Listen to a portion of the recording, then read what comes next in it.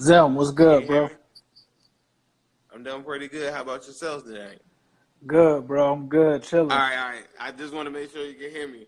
What's going on, y'all? We got another live show coming on for you. We've been doing a YouTube thing. If you guys don't know, let me introduce my co-host for tonight on this new thing that we're working on. We're still going to do our own thing. We're still going to be the biggest Bengals fans in the world.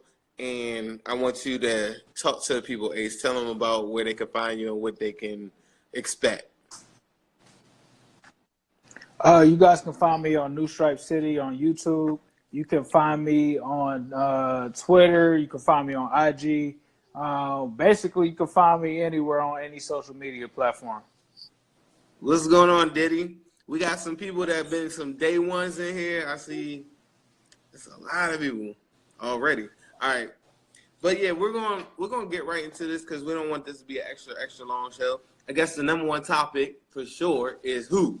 Number 18, AJ Green. Initially, they said a sprained ankle. They said a sprained ankle. I Yeah, knew it. they. Yeah, we already knew that they Ace was got a gonna be similar. on that. We already knew what they was gonna be on. Like we already knew that it was gonna be something more than that, especially when we didn't more details about it, and the fact that they were so quiet about it. The fact that it ended up being torn ligaments really wasn't a surprise. What do you think? Didn't surprise me at all because when they first come out, let me tell y'all, when somebody says a sprained ankle, uh, anything fractured or anything like that, once they get the MRI, it comes back 100% definitive. Like, yeah, it's a sprain. There's no ligament damage. But when they were a little bit tight-lipped, I said, oh, here comes the BS. So this is where we're at right now. AJ Green has some ligament fractures or whatever. Um, he's got some stuff going on that's a little bit more than what we initially thought. And as a result, he is out 6 to 8 weeks. Now, in Bengals world, 6 to 8 weeks usually ends up being 10 weeks or something like that. Like it's always like another week or two. What's up, Mark? What's going on, bro? So that would if you guys break out a calendar, that would line AJ Green up for like week 2 by their standards. But we just know how this goes, you know what I'm saying? Yeah, I wouldn't be surprised if he came back like week 3, week 4, kind of type See, thing. if Marvin Lewis was here though, I think you would see a little bit of like patience with it, but because so many things have gone wrong already in the Zach Taylor era, I think it's gonna be like a slight emphasis on like we gotta win or like we look really, really crazy right now. And if they don't win early, I don't know, man. Like what do you I mean, like I think like you said, it really depends. It really depends on how the start to the season goes, which luckily for us, the start of the season outside of, in my opinion, outside of the Seattle game is somewhat easy because you got Buffalo week 2, or not Buffalo, but San Francisco week 2, then you got Buffalo. The hardest game to me comes in, I'd probably say week 4 against the Steelers. So that's going to be a tough one. But to be honest, I think, like you said, it's going to really ride on how this team goes out the gate. If they're 2-2, they might roll the dice and try to play him possibly earlier or depending on how they start. If they go out and they go out to like a 3-1, they might just sit on him and let him just rest up until he can actually get back right. The thing that worries me. Oh shit.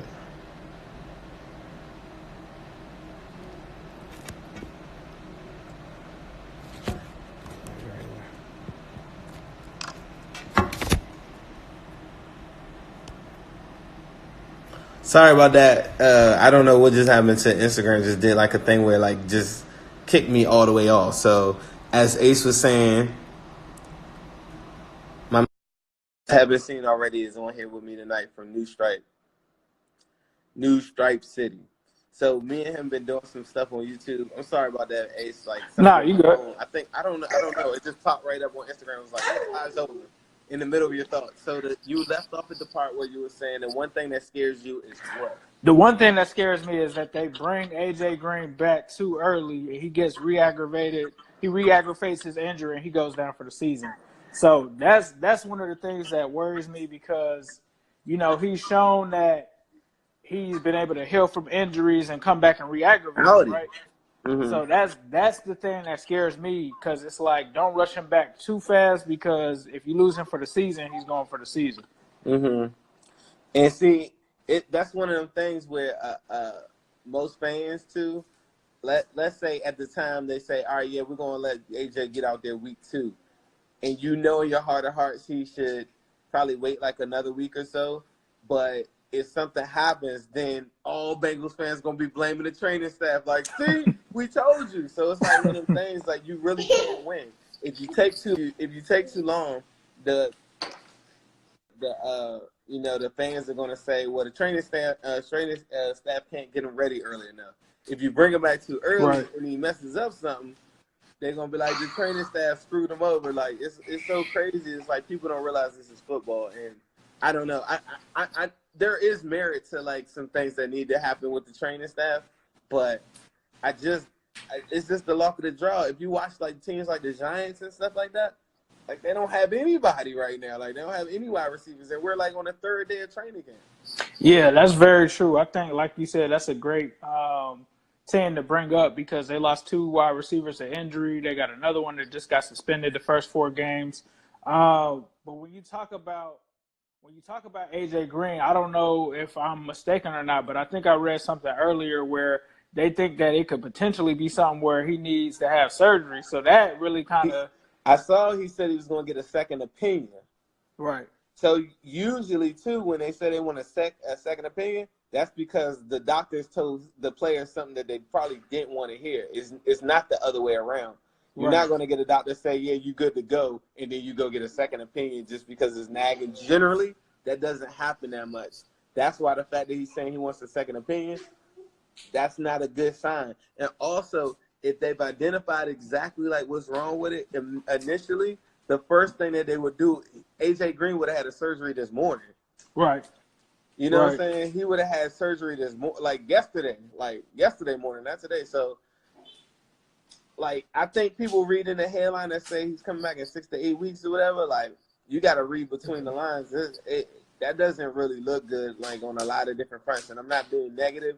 It's just like when it's not clear and you're not 100% transparent, like, it gives me doubt, and it's because of the past. I know what's happened.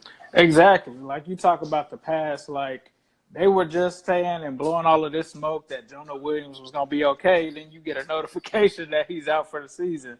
Or you talk about AJ in the past. They've said that he would be back at certain times during the season, and then the next thing you know, they're deactivating him for the rest of the season. So this training staff, like you said, isn't really the most trustworthy. They don't have a good track record of being honest.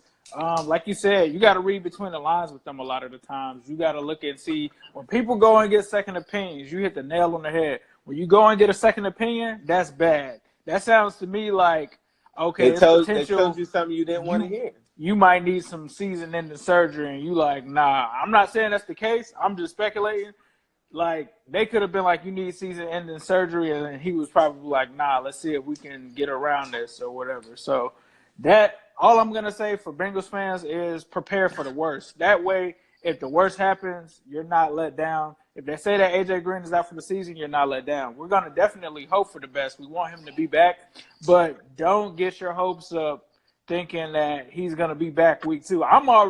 Me personally, I'm thinking best case scenario, he's coming back like week 4. I'm not even thinking of him coming week 2. I don't know. Like, best case scenario. Worst case, I think he's gonna miss the season.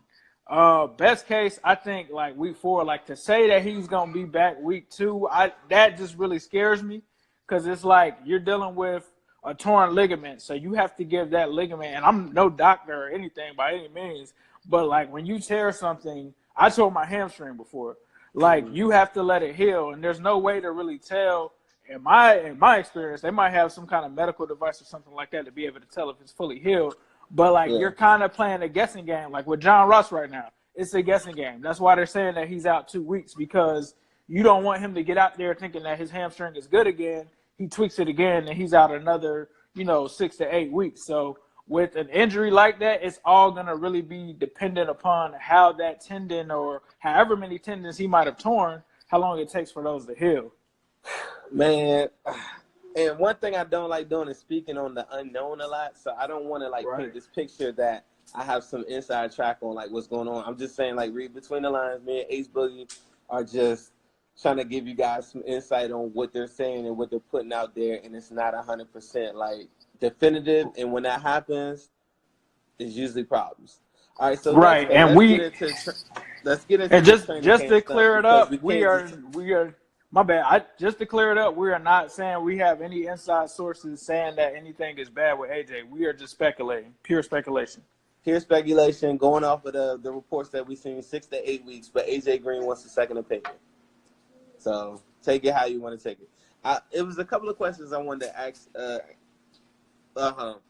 Somebody said, what do we feel about the media saying that we'd be 4-5? For me, it seems super legit because they're looking at the average media person is going to say the Bengals probably going to win 6 games this year, right? So AJ Right. Green goes down, so you're down to one more. So one more that they're probably going to say, well, they can't win 6 games. Now they're at 5. So the average person would be at 5 games, and that's because winning 6 games last year and you didn't really add any impact in the number 1 draft pick goes down. So you know what I'm saying? It doesn't change anybody from the outside looking in. Right. Now, the one argument that I'll have is like when everybody was healthy. I hate when they say that because when somebody gets healthy, when somebody gets hurt, it then brings the players' morale down because they keep on putting it in their head like, hey, if we stay healthy, now you see your best players go down. You like, damn, like, okay, so we're not healthy. But Right. you pretty much came back with the same squad. One of the things I stressed in the draft, as we talk about almost every time me and you get together, is the fact that they really just didn't get the impact guys like I wanted, like Ed Oliver's, and then you go to Drew Samples, you go to Jonah, like guys that can make a big dent on the starting lineup and guys that can be part of a core.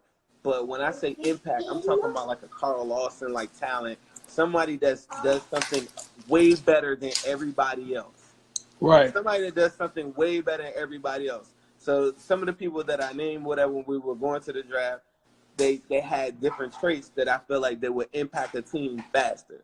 Right. So from the outside looking in, to answer your question, if no impact was added and you came back with virtually the same team, and then you added a first-year coach and a defensive coordinator that's never coordinated defense, why would anybody from the outside in be looking at us like we're going to excel?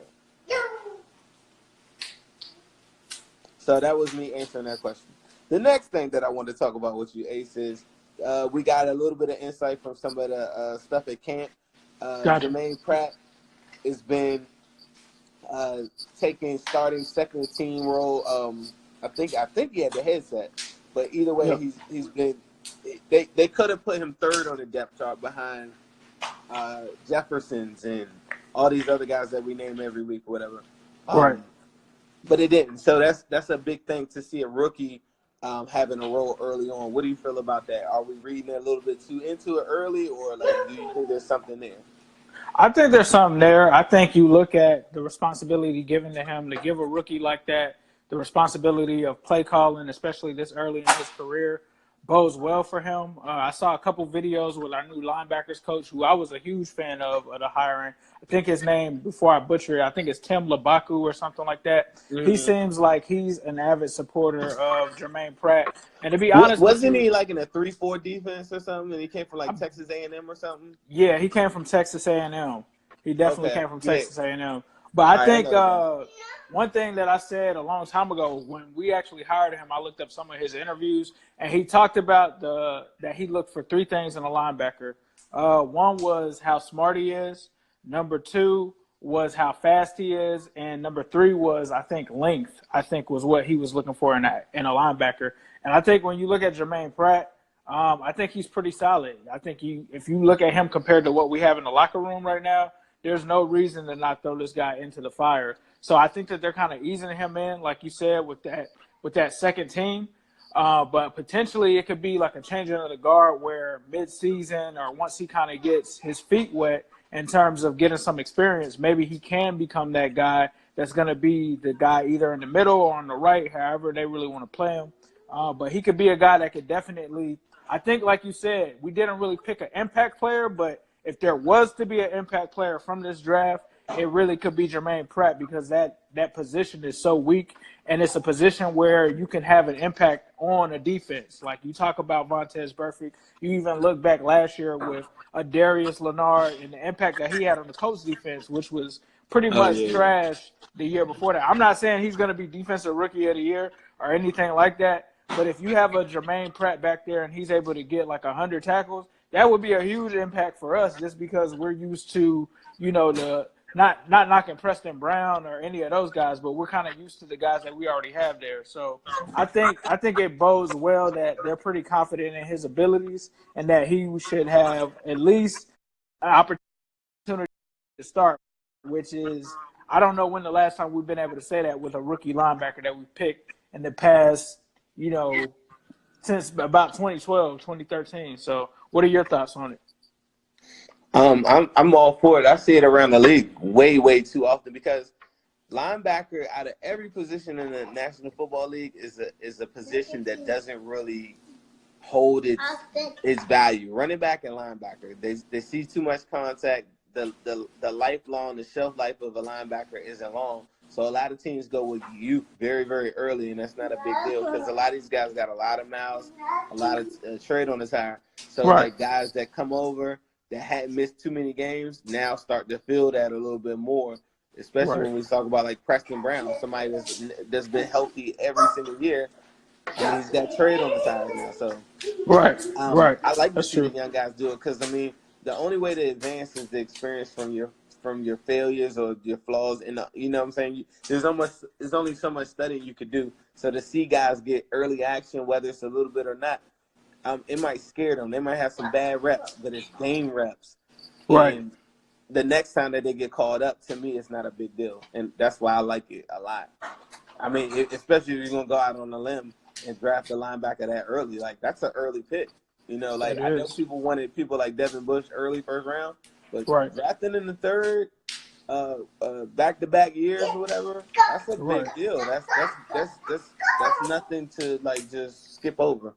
Yeah, I agree. I think if you look at our past, that's kind of been some of the issues with Marvin Lewis. I think back to the linebacker that we drafted in the third round. I can't recall his name now. He played at, I think, Texas. I think he played at TCU. I can't recall his name. Oh, Paul But Dawson? Paul Dawson, they never gave him, throw him into the fire. Why sit on these guys and not put him in? I remember he got in. They you know what they're doing? They're trying to Paul Dawson Westerman right now. You know it's a guy that's talented, right? Right. Check me out, everybody, like Westerman, right? We're all sitting there saying there's a reason why y'all drafted him so early. It's a reason why y'all hype him up. It's a reason why Pro Football Focus has these guys highly rated. But we don't understand why you won't put the guy on the field. The same thing happened to Paul Dawson. I feel like I remember I went to a preseason game and Paul Dawson was doing He had pretty like good. I 10 think his second tackles. year. He had like 10 tackles in one game. I think Yeah, against the yeah, Colts or something. I mean, and then so to get to Westerman, just to speed ahead a little bit too, that I brought him up. A lot of people have been very happy that Westerman has been getting some reps with the starters today. You got any thoughts on that? I think that Westerman is well deserved. I don't know if that's fan service just because the other guy got a lot of John Jerry. I think But that he was kind of before. has. Today they let Westerman get all the starting reps. I think that they want to see what they have there. The only thing that scares me with Westerman, I think he's an immense talent. I think he's shown flashes once he's gotten in, and I think that he's shown that he could be the guy. But what scares me is Here we go. you talk about the prototype that they look for in the position. You saw that they moved Cordy Glenn over to that position. Cordy Glenn is a big guard. He's a massive guard. He's a big guy, right? John Jerry, when they talked about it today, when Lap talked about it, he talked about how big he was, a 6'5", 300, 330-pound guard. That's what scares me about it. I hope that Westerman gets his shot, but them looking at the body type that they like for that position, it kind of makes me wary. But I hope that what happens is that Westerman is able to play himself into the position, because I think that John Jerry has the inside track because he's played in the scheme before. He's familiar with the coaching staff, the offensive line coach. He's, the size that they want. So he's checking off those boxes. But Westerman's going to have to make some major moves, I think, in the preseason for him to kind of steal that job away. I think it's still up for grabs. I just think that Jerry has the inside track, just given his time and his familiarity with the system and the fact that he's kind of matching that Cordy Glenn size as well. So I hope that Westerman, I'm in the Westerman hive. I'm with everybody in the Westerman hive. Don't get it twisted. I'm just trying to be real about the situation and reading between the lines of things that they've kind of shown this offseason in terms of the guard position, which is pretty interesting to me that you want to have a guard that big. So I don't know if that's because they want to run the ball between that area, between the tackles and the guards, or what that is. But my hope is that Westerman can be that guy. Man, 100%. I mean, why would I want to move forward with a 33-year-old, say he lit, say he official? Why would I not give the young guy a chance and see what I have? Because you might be in a rebuild coming up that you don't even realize or whatever. So, and real quick, I don't want another Evan Mathis situation. Evan Mathis never got in here, and then he leaves, goes to the Eagles, and he's a Pro Bowl guard that you had the whole time. So that's what I fear with Westerman is he doesn't get his shot here, and then he goes somewhere else. But this is a new day, so if it's a new day, Westerman needs to get his shots.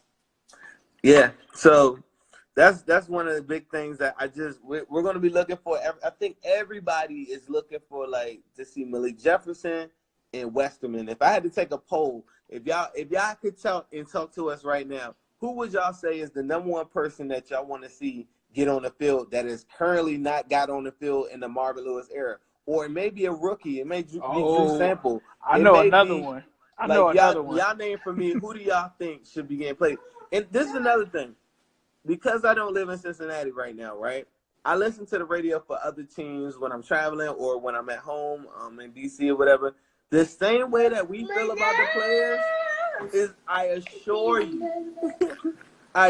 you, like when the Redskins dropped, what's the linebacker they dropped last week or whatever, everybody was like, Mason Foster. Mason Foster. Every Redskin fan in the world was like, great on the radio. They're like, yeah, because now we can see what this young guy's doing, what this guy's doing. So don't think from a fan perspective that the Bengals are the only organization that shelve guys or kind of save people or don't play guys when they should.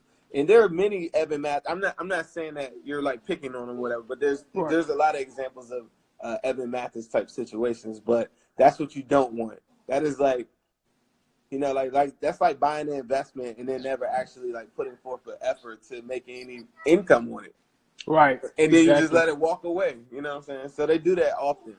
Right. I want to go to some of these questions before we close this thing out coming up soon, because we just wanted to introduce ourselves again to you all. Once again, this is my man Ace Boogie. We're doing a new podcast. Oh, yeah, we have a contest winner that we need to announce as well. But Ace Boogie, New Stripe City. Follow him on Instagram. Follow him on Twitter. I'm Zim Hude. I'm Zim Hude on Twitter with no underscore. Follow me on there, please. I want to see the person. So Malik Jefferson was Pratt. Auden Tate is another. Auden Tate. That was who I was gonna say. I didn't want to ruin it for them, but I think I don't know if I think there's more people in the Westerman hive than the Tate hive. But because it's a bigger glaring need. Like, if you have an efficient offense, I think the Patriots prove to everybody every year, you don't have to have a Randy Moss on your team to have success from the wide receiver or the tight end position. So I think sometimes when wide receivers kind of go down, I'm thinking, like, even if you look at the Rams when Cooper Kupp went down, like, it didn't stop their offense. Right. So for me, hell yeah, I want to see Auden Tate, but if the offense is what they're selling it to us for, if AJ Green goes down, yes, that is a big deal. But that doesn't mean that we shouldn't be able to find an open receiver, or that doesn't mean that we shouldn't be able to have an efficient offense that's balanced or do whatever. Like, you know what I'm saying? It doesn't mean that we wouldn't be able to dictate the game just because one guy is missing, even though that guy is the greatest wide receiver in Bengals history, I would say. Yes, agreed. But that doesn't, like, you can go watch some other teams. Like you still have to be able to move, get a couple first downs, change the field position at the very least.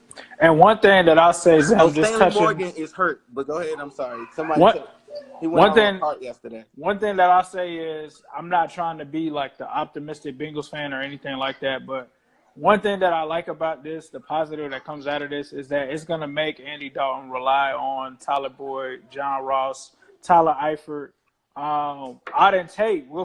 He should have enough snaps to get in there in the red zone and at least get some targets there. But I think it's gonna bode well for my prediction of John Ross having a breakout season. Because John Ross having a breakout season after all these nagging injuries are right back. And you know what's so? The more and more I'm listening to you, you are a John Ross fan. If y'all don't know, my man Ace been dogging John Ross, and I'm the John Ross guy. But now when John Ross gets hurt, I'm saying, shit, yeah, I get it now. I mean, I'm not turning my back on John Ross. He lit. It comes with the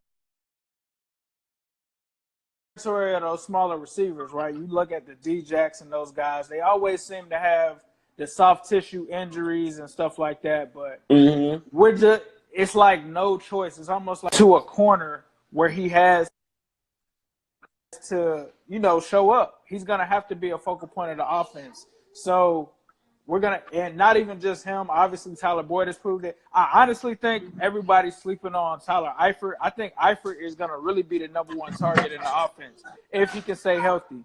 I think that I got in an argument with a Steelers fan at the bank. At the bank earlier today, and I mentioned Tyler Eifert. Right, I'm at the bank.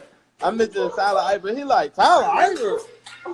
Oh my God, man! Oh my God! They act like the average person is talking to us like Eifert is trash. They Eifert do. Is the top they three do. in the football They really league, do, like, period. Bro. They did an all AFC North team on a Facebook group that I was in. It was an AFC group, and they had the nerve to put like David Njoku and who's the Steelers tight end over Eifert. And I don't know. Who, Jesse James? They were like, oh, well, Uzoma would start for the Steelers. They were like, Eifert isn't there. So I'm like, that has nothing to do with his talent. He's a top 5 tight end. What are you talking about? Like, Vance McDonald. He a bum though. Vance He's just athletic. He can't catch. Vance McDonald is injury prone. Like, man, listen. I want to. Hey, look, the winner of the contest. It was the contest that we had for the new name, right? I'm sorry.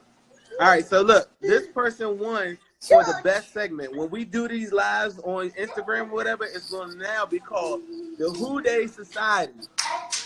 Is this Who Dey Society Club or just Who Dey Society? The National Who Dey Society. All right, so the guy's name, he's off of YouTube or whatever in one of our things, but this segment, whenever we come to you live on Instagram or whatever, is going to be called the Who Dey Society. So when we have the Monday nights after the games, when we have the Fridays after the Thursday nights, and whenever we do this live to recap games or just talk about key issues on here, it is now called the Who Dey Society. So you'll be seeing that logo coming out pretty soon. But the overall name of our podcast is what, Ace Boogie? We have a name that's going. So, the winner, he gets a Tyler Boyd shirt jersey or whatever that's getting shipped directly to him. His name, I cannot think of it right now. I need to go on this phone that I'm on. But I'm gonna post that on my story later on today.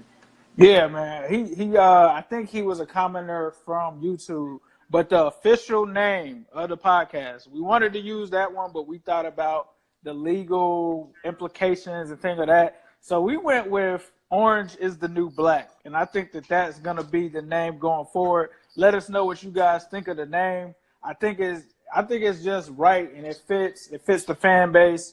Orange is the New Black. The new season just premiered a couple days ago, so I think the timing is right. What you think? I love it, man. So I think it's a dope name. I hope you guys make sure y'all tell people about it, and we hope to do a lot of good stuff. We still gonna be doing our stuff.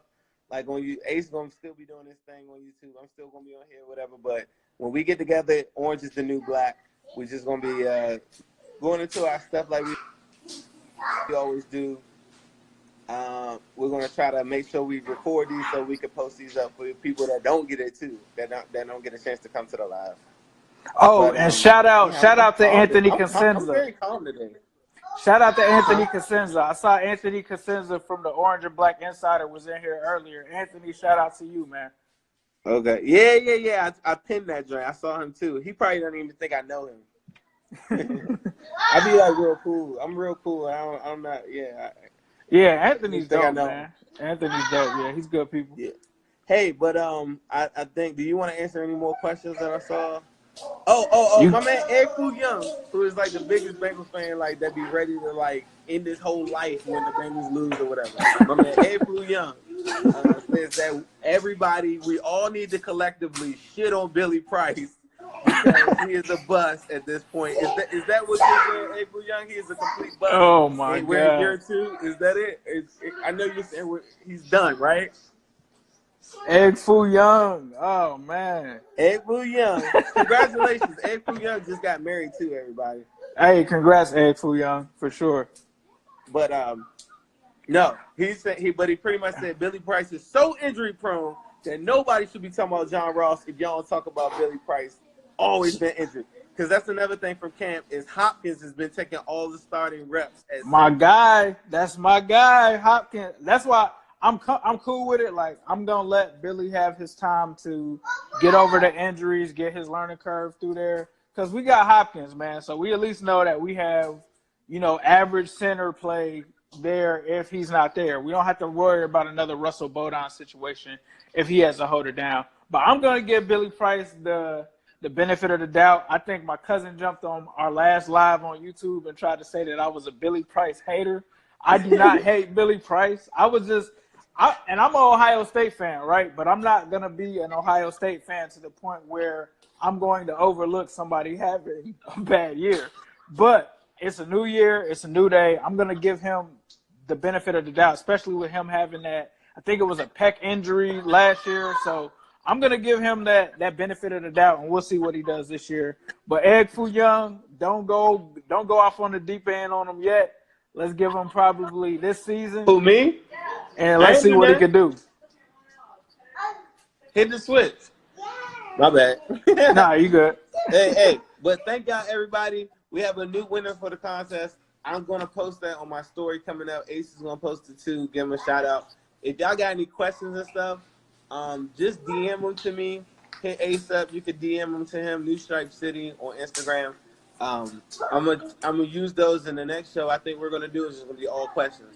But we're gonna be looking at roster battles. We're gonna get a little bit more in depth on fantasy football coming up since a lot of people's drafts are coming up in like 2 weeks. So we're gonna go through our projections on the fantasy football aspect, and then we're gonna try to compare our players to other guys and see where you should be drafting people a little bit more in depth.